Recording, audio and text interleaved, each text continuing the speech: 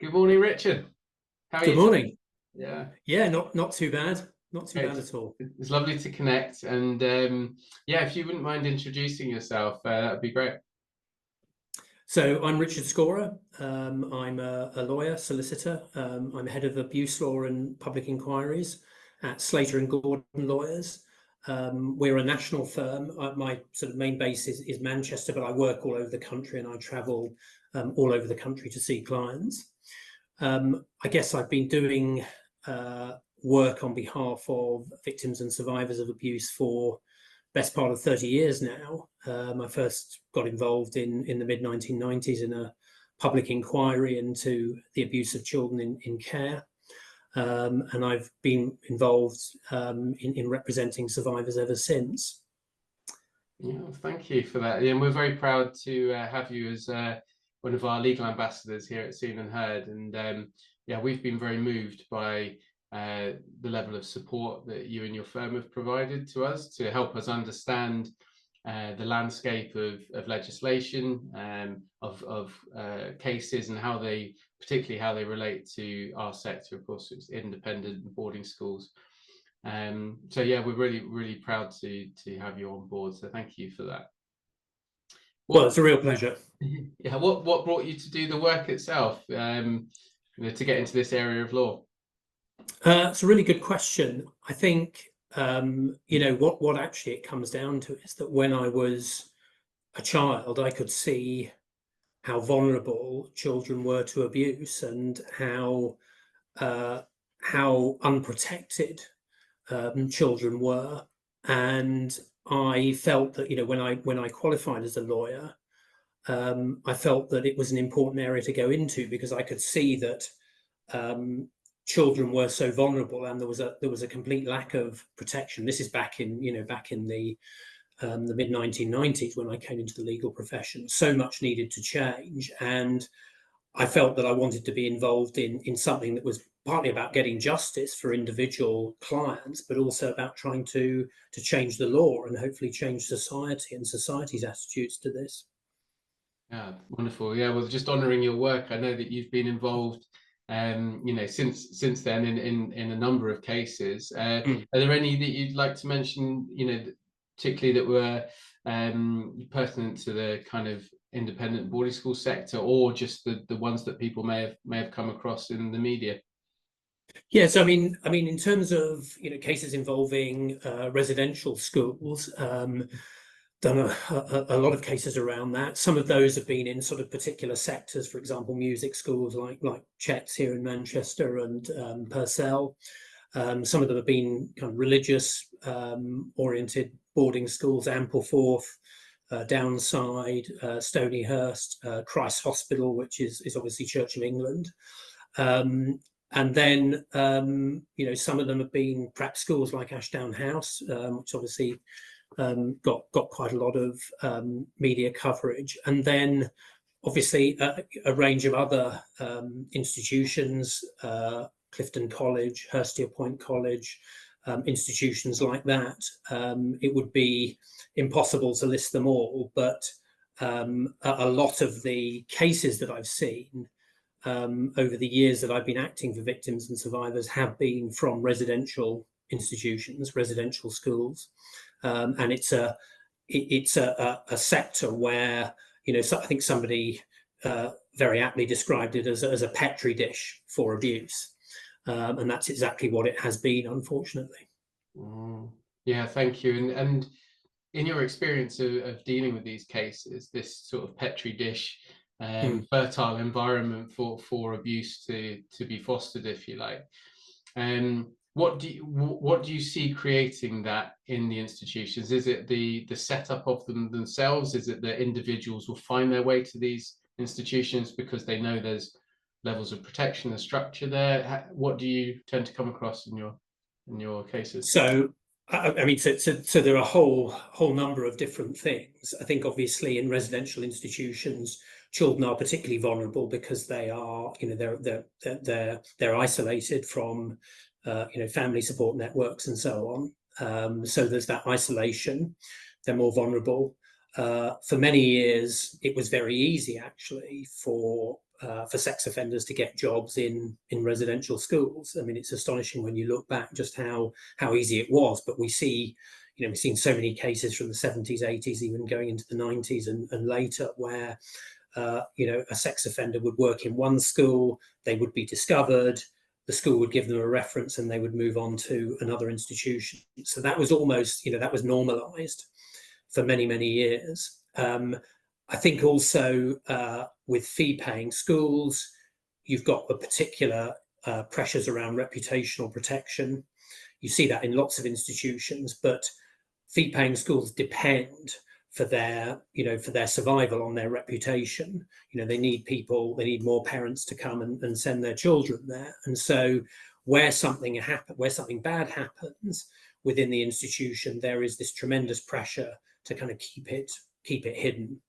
And we saw I was very involved in the ICSA hearings. I represented a large group in ICSA, and many of whom had been in residential institutions, and you just saw that time and time again, that something would be discovered, some abuse that was going on within the institution, and the institutional mindset was to keep it concealed, cover it up.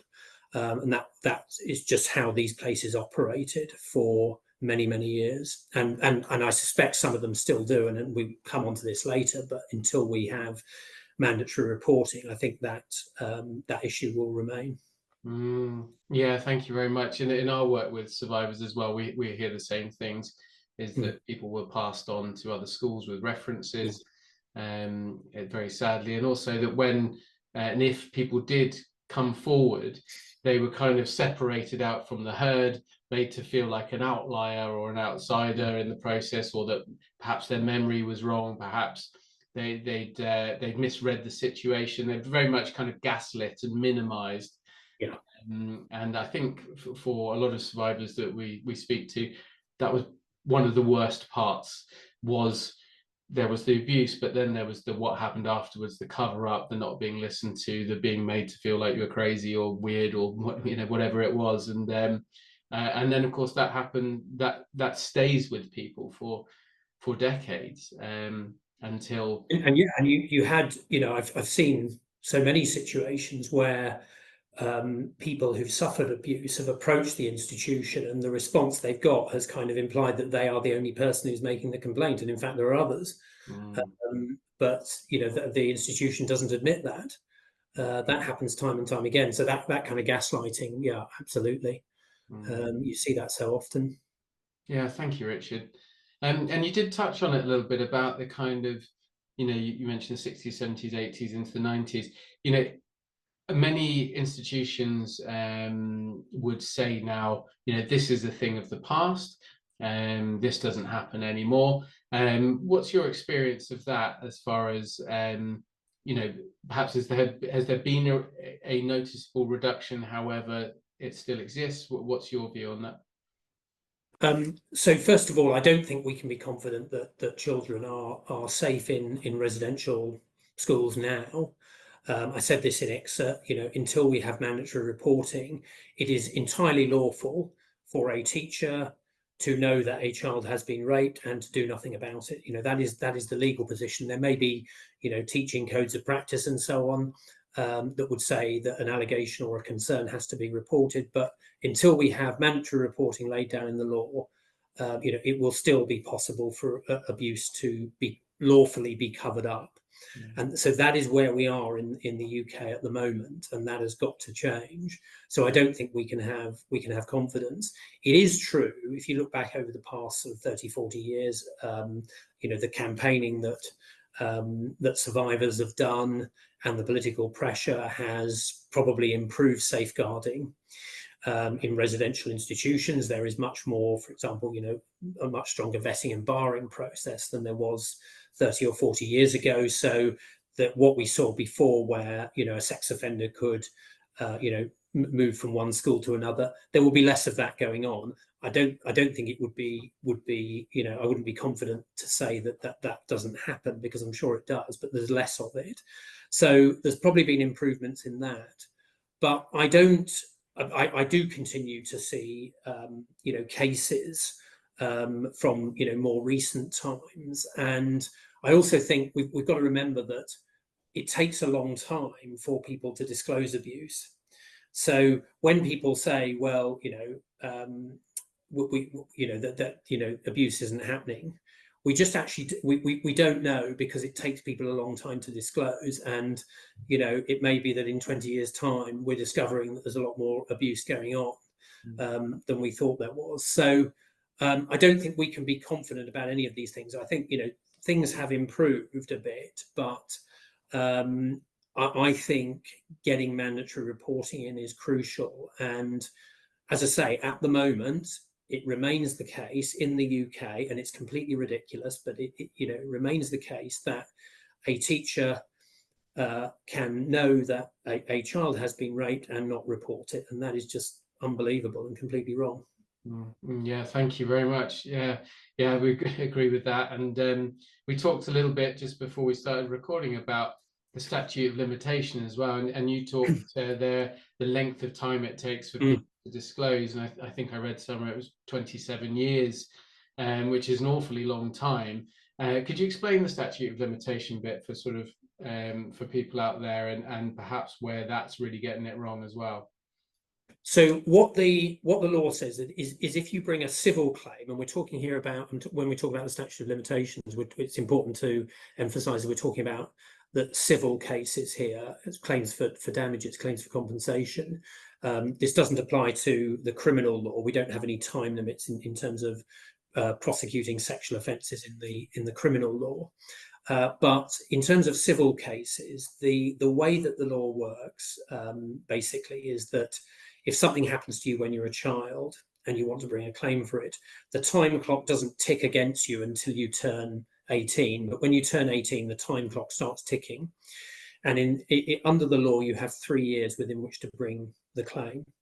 And then once you get past that 3 years, it becomes much harder. And the reason that the law is designed like this is that the law was written back in 1980. It was designed for things like road traffic accidents or accidents at work, personal injury claims. It didn't, at that point in time, people weren't thinking about the difficulties that people who had been sexually abused or abused in, for example, residential schools, how long those people would take to disclose. So that wasn't factored into the law. And so we have this 3-year time limit. Now, it is possible to bring claims outside that time limit. It just becomes more difficult, and there are various things that the court has to look at, various criteria. But the basic point is that we should not have that 3-year time limit. There shouldn't be a 3-year time limit, because we know from research evidence that it's actually very rare for people to come forward within that 3-year time limit. I've represented thousands of victims and survivors of abuse over the past 30 years. I think I can probably count on the fingers of one hand, maybe two at most, but probably one, the number of people I've represented who've actually come forward within that 3-year time window. Okay, so the norm is to take much longer over it. That's the norm, and we know that, and all the research evidence shows that, and there have been innumerable studies which have demonstrated that. So the 3-year time limit is wrong. It needs to go. And again, many other countries have got rid of it. In Scotland, which is legally a separate jurisdiction, they got rid of the 3-year time limit in 2017. In Canada, in America, in parts of America, in Australia, these time limits have been removed, and that's what we need to do here. Yeah, thank you. That's really clear, and also the difference between criminal case and civil case. Yeah, it's very helpful. We talked the word, sexual abuse, if you like, has come up a number of times. I know that there will be a question of kind of what is abuse, and does neglect count? Does physical abuse count? Does emotional abuse count? And I know obviously IICSA, Independent Inquiry into Child Sexual Abuse, was very much sexual abuse. But could you speak into that a little bit around if potentially someone has experienced abuse at school that wasn't sexual in nature, or in their early years, what should they be what should they be thinking as far as what is abuse and how does the law see it?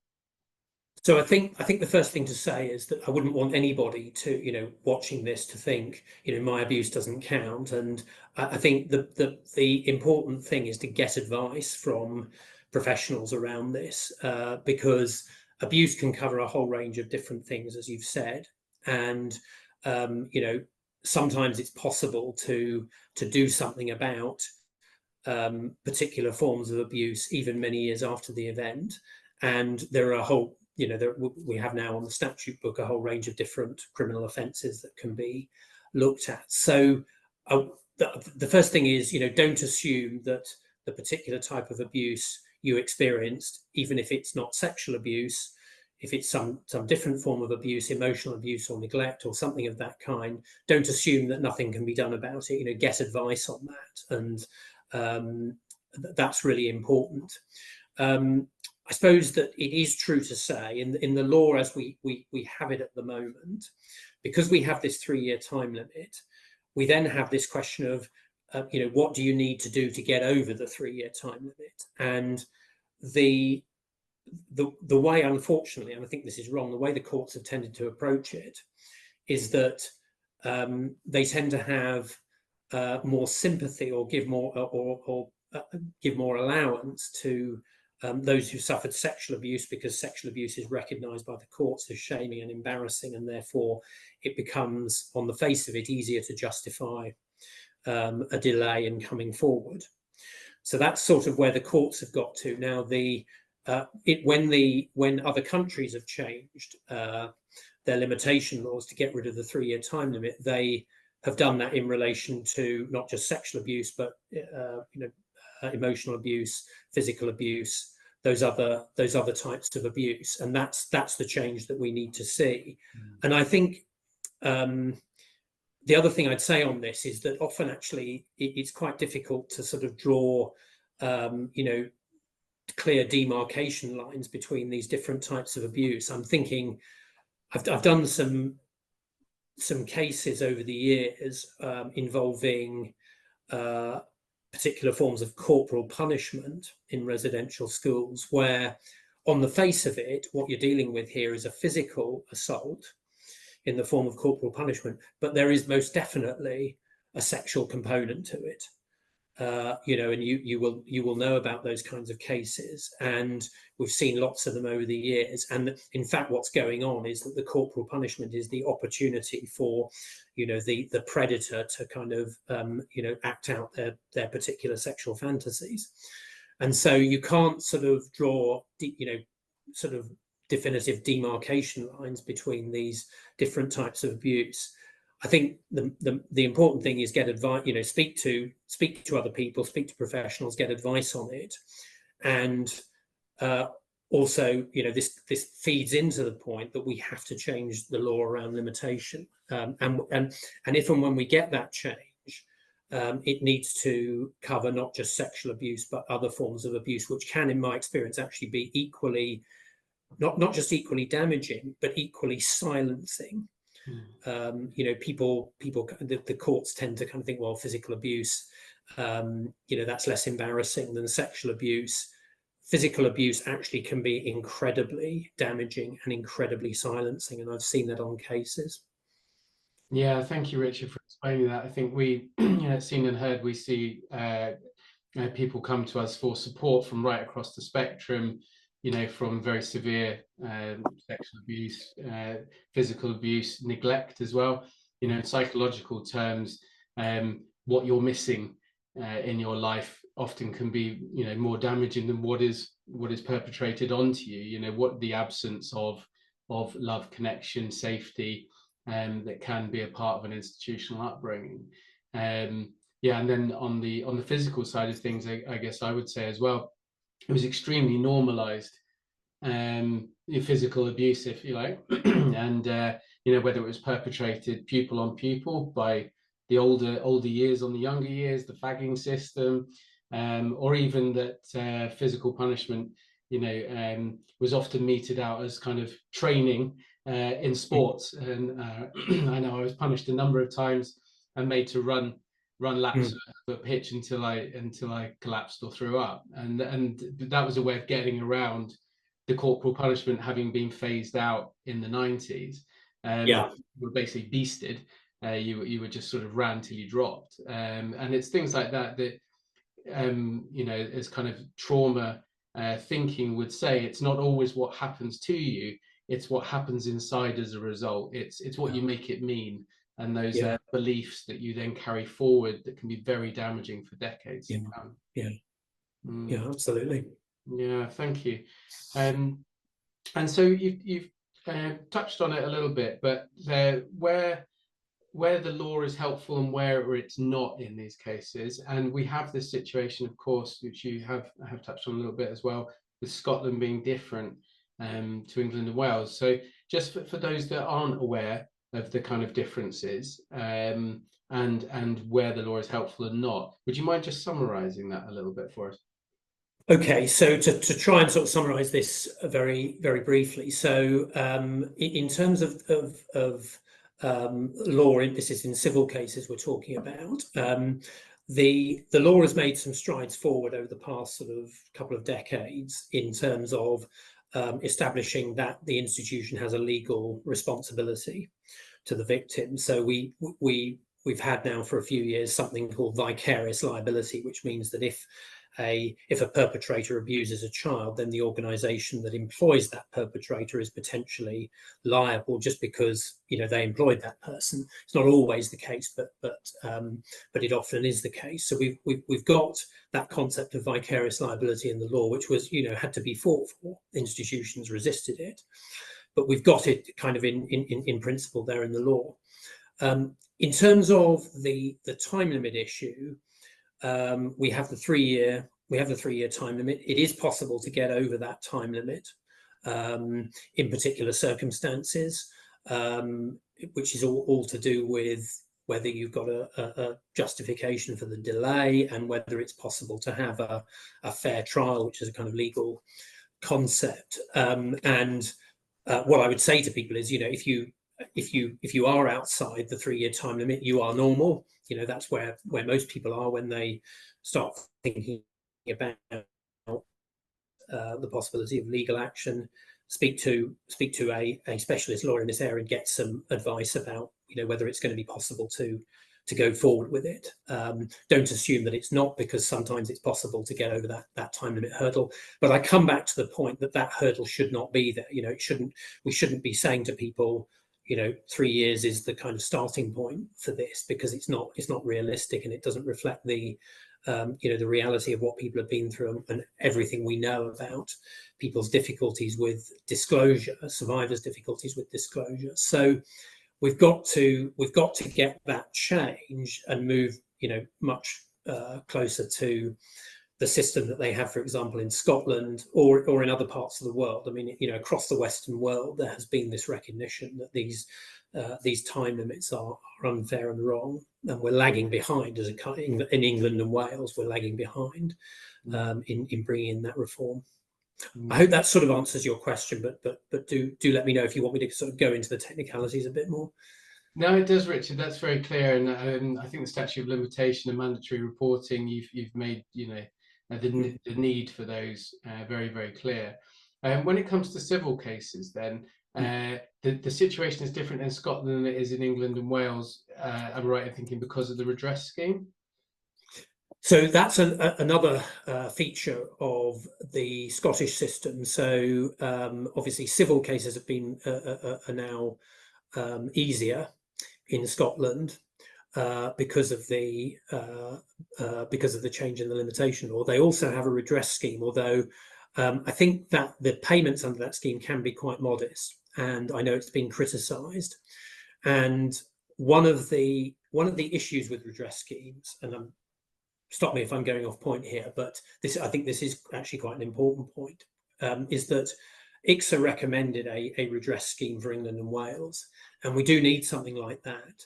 But what ICSA didn't do was sort of suggest a mechanism by which institutions could contribute financially to that. Okay, so what that means is that if a redress scheme is set up, as things stand at the moment, if a redress scheme is set up in England and Wales, it will be funded by the taxpayer. So we as taxpayers will be paying for the failings of these institutions and the failings of big organisations like the Catholic Church, the Church of England, big residential schools and so on. These institutions ought to be contributing to that. And I think the problem, if the state sets up a redress scheme, that's great, but you've got to look at how that's funded, because at the moment, there are so many pressures on the public purse. If we set up a redress scheme in England and Wales at the moment, and it's funded by the taxpayer, inevitably it will not be a very generous scheme. What we need to see is these institutions that have been responsible for these crimes and for this abuse actually contributing in significant financial ways to the funding of that scheme. And that, I think, would enable any scheme to be more generous. But I do think that's quite an important point, because if you just have state funding for a redress scheme, you end up generally with payments that are pretty modest. Thank you very much, Richard. That's really clear. And I think, I wasn't of awareness of how it would be funded. I did think the institutions would automatically be involved in that scheme. So the fact it's falling on the taxpayer, which, as we know, things are very difficult at the moment. It also might help. Interesting. I was just going to say, it's interesting that you make that assumption, because I think most people would make that assumption, but there was nothing in the ICSA report. I was surprised, actually, but there was nothing in the ICSA report to say, look, here's a mechanism by which these institutions can be forced to contribute. So I think there was a talk about maybe they could, be invited to make voluntary contributions. Well, that's not going to get us very far. No, thank you, and thank you for the clarity. So we talked a little bit about what is abuse and the different kinds. So if someone, and I believe there are three levels, if you like, within people, and that you've got thinking, you've got feeling, and you're knowing, and you've got knowing. So if people out there know that something that happened to them is wrong, is inherently, although it was normalized, although it was within the institutional setting, although it was kind of gaslit and smoothed away by people around them, they know something's wrong. If that's the case, what could you outline the process for an abuse survivor to kind of bring their experience to light? What should they prepare for, and what would happen next to them if they were to, is it the police? Is it the local authority? Is it solicitors? If you could just cover across that, would be helpful. There's quite a lot to say about that. I mean, I think the starting point is to emphasise, to people that there is support out there. There isn't as much as there should be, but there is support out there, and organisations like yours can help to kind of get people started on this process and give them the confidence to do it. And so, I encourage anybody who's watching this to contact your organisation and get a sort of steer as to the way forward. In terms of the sort of different processes, so if having reflected on it, you believe that you've been the victim of a criminal act, a criminal assault, abuse, anything of that kind, then it is important to go to the police, and the police will investigate. Ultimately, if they think that there's potential, it's possible that a crime has been committed, they will then send the file to the Crown Prosecution Service, who will advise on whether a prosecution is possible. So that's the kind of criminal process. In terms of the civil process, which is obviously what I'm involved in, the starting point is obviously to try to speak to a specialist lawyer, somebody who's done these cases, knows how the law works. There are a small number of specialist lawyers in this area, so get legal advice from a specialist. And if there is potential for a civil claim, then what that lawyer will do will be initially to sort of do a kind of investigative and document gathering process. So getting a hold of records, getting hold of medical records, because that lawyer will need to look at the impact of the abuse on your life over the course of your life, and looking ahead into the future. So getting medical records and kind of building up a dossier of information about what happened to you and the impact on you. And part of that will involve getting medical evidence, probably from a psychiatrist or psychologist, an independent report where the expert will interview you and then make some assessment of the impact. At some stage in the process, once the initial document gathering has been completed, the lawyer will write a letter of claim, setting out what happened to you. It's really important, by the way, that you see that letter. I've taken over cases where I'm just dealing with one at the moment, actually, where a letter of claim was written on behalf of a client, and the client never saw the letter. It was inaccurate, and then the survivor is then blamed for the inaccuracies in that letter. So really important for the survivor to see that and have proper input into this process and be in control of this process as you move forward with it. The letter of claim goes to the organisation. The organisation will then have to respond to that, and with the information that the lawyer has built up around impact and the medical evidence and so on, it may be possible to negotiate a settlement of the claim without proceedings. If that's not possible, then it may be necessary to get into legal proceedings. So that kind of, I've just kind of giving there a kind of very basic outline of the two different processes, the criminal side of it and then the civil side of it. Obviously, there's a lot more detail that kind of sits underneath that. Yeah, thank you, Richard. Yeah, it's important to have kind of a quick summary like that so that people see the two different routes. And we were talking before we started recording today about the importance of what survivors can do before they either go to the police, speak to a specialist abuse lawyer, because the journey is a long and an emotional one. So to speak to the long element first, I know how long is a piece of string, cases take different times, but we do hear from survivors that things have been going on for years and years on some of their cases. It's not a quick process, is it? Typically. Well, it isn't quick. It can occasionally be quick, but in the main, cases, I think particularly in the criminal process, cases at the moment are taking far too long to go through the criminal process. And in saying that, I don't want to deter anybody from going to the police if they've got a complaint. I hope that these things will improve over time, but at the moment, we do have a problem within the criminal justice process of the police taking far too long to investigate allegations. And what I think tends to happen is that where an allegation relates to non-recent events, that may attract less priority from the police, because obviously they're balancing resources and they may be under pressure to focus resources on things that they perceive as going on at the moment. Actually, that's a misconceived approach, because things, non-recent abuse can actually lead on to investigations into current abuse if that abuser is still operating. So I think it's a mistaken approach, but we do see that in cases. And at the moment, fundamentally, the problem we have is that there are just not enough resources in the criminal justice system. There's not enough resources in policing, and that is affecting how long it takes for cases to go through the criminal justice process. In terms of civil cases, where delays come into those really tend to be a product of what's going on in the criminal process, because sometimes what happens is that you start a civil case, but it can't really move forward until the criminal side of it has been resolved, and so delays in the criminal process then kind of spill over into the civil process. But fundamentally, the civil process, apart from that issue, and that can be a big issue of the criminal process affecting it, the civil process should be a shorter process. It isn't always, but it should be a shorter process, because it's about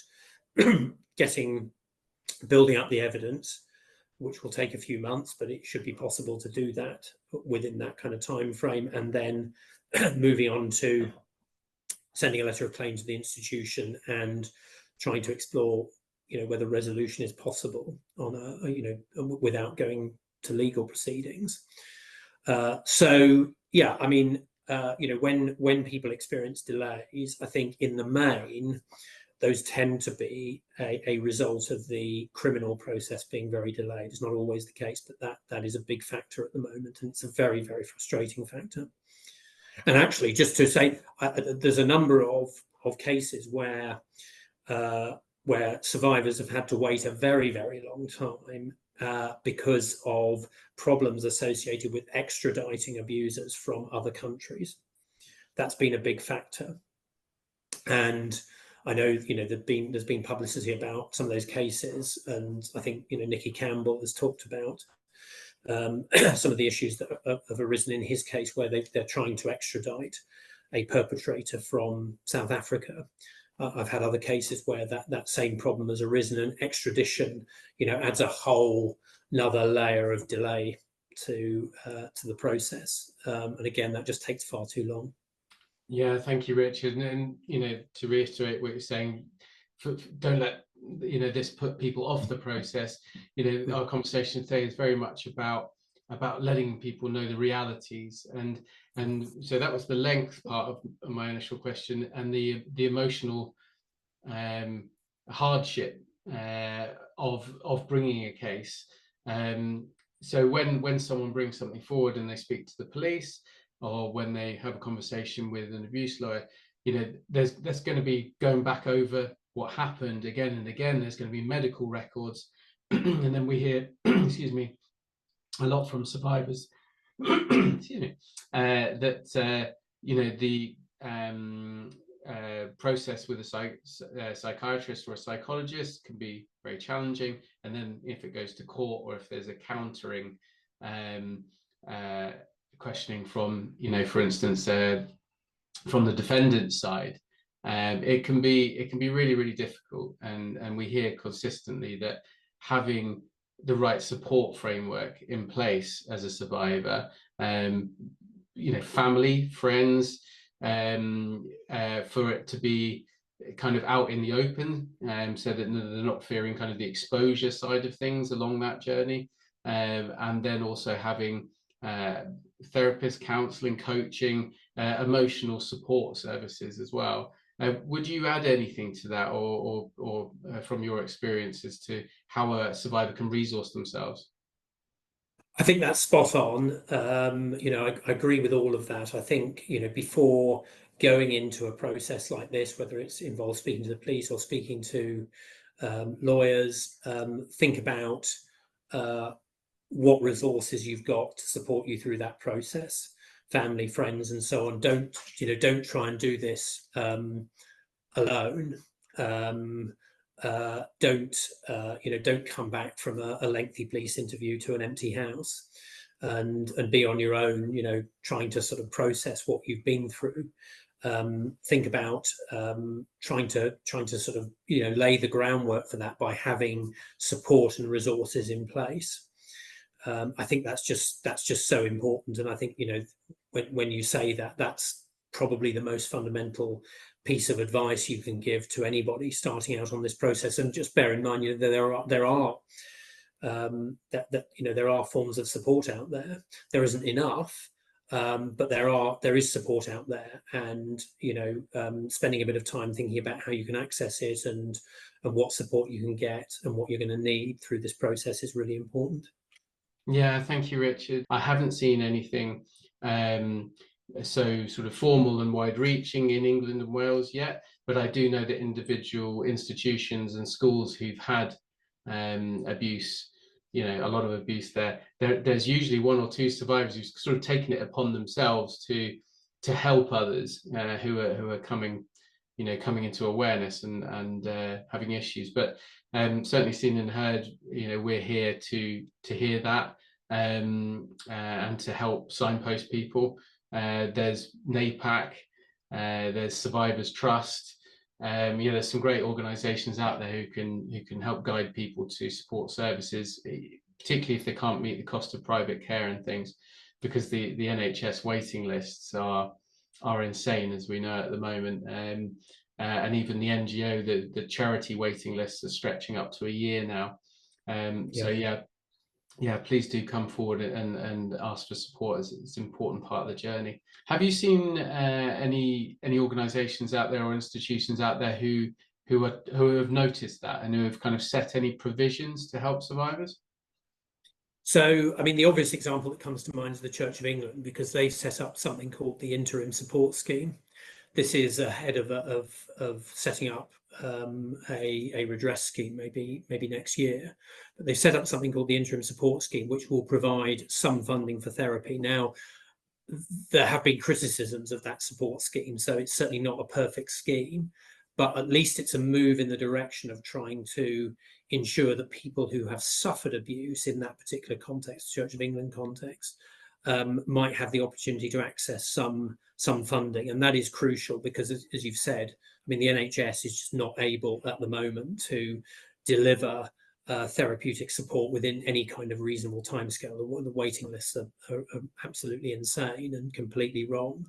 So there's a real problem there. So without private funding, it's very difficult for people to access the kind of therapy they need. The Church of England has set up that scheme. I know that you're pushing to try to see maybe if a similar model can be set up for boarding school survivors, and I think that's a really, really important initiative. Yeah, thank you, Richard. Yeah, it's our view that when we set up, we felt we'd be able to bring in enough money, grants and donations, to be able to fund the cost of getting people into a therapeutic support system, at least to get them started on that journey.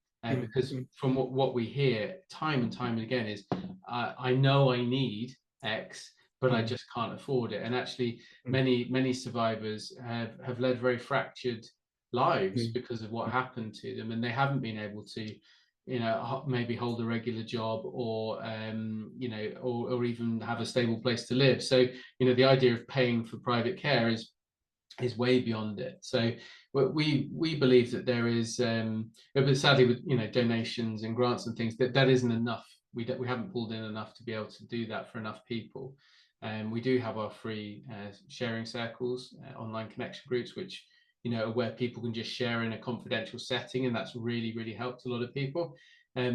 But yeah, we want to go out and ask the governing bodies, Boarding Schools Association, Independent Schools Association, Girls' School Association, and their ilk, as well as their members, to do the right thing and put a provision in place so that alumni, ex-pupils who are struggling, whether it's abuse related or just struggling, can access private care. We hope to get a good response particularly from the forward-thinking schools, who recognise that there is a responsibility in their ex-consumers, if you like, not the customers, the parents, but the people that went through their systems, to live happy and full lives. So yeah, thank you for that, and we'll keep doing our work to try and make that to happen. But yeah, it's been a great opportunity to talk today, Richard, and I can't thank you enough for the work you do in your practice for survivors, for taking the time to be on the call, and for being our Seen and Heard legal ambassador.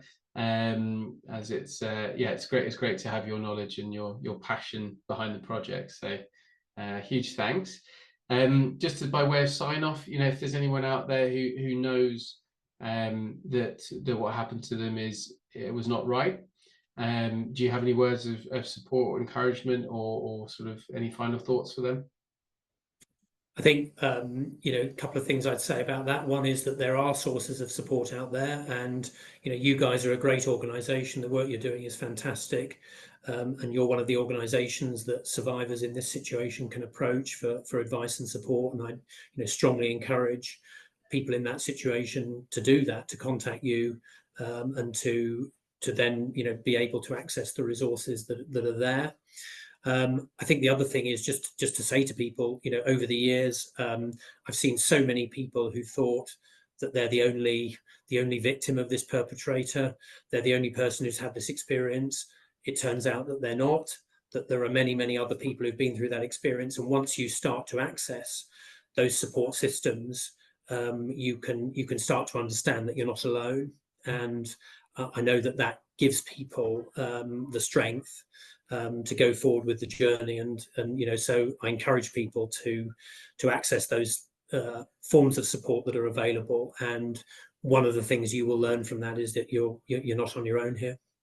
Yeah, thank you. What an important message, that you're not on your own here. And a big one that I would add to that is it's never too late. And I think that whilst it can take an awfully long time for abuse to make its way out, for people to feel confident coming forward, sometimes it's a change of life thing as people get older. Sometimes it's when people's parents are dying. Actually, coming into awareness that actually I can talk about these things now, but we would encourage people to speak about them as early as possible, to get support to do that. And then as part of their healing journey, again with civil cases and things, the defendants and insurance companies and lawyers sometimes like to paint survivors as kind of gold diggers going after a payout, when actually the survivors we speak to, it's about bringing this to awareness so it doesn't happen to other people, so things can change. That's the number one thing, being seen and heard. That this isn't swept under the rug. It's haven't been gaslit, haven't been minimized. This was real and it happened, and we need to face into it. And the list of things that are more important to survivors than the money is very long. I think I would just leave that it's never too late. And it's about your story being heard, and you finding a way to move forward positively in your life. Yeah. I absolutely endorse all of that, and it's really good to speak to you today. Yeah, thank you very much, Richard. Have a great day. Thank you.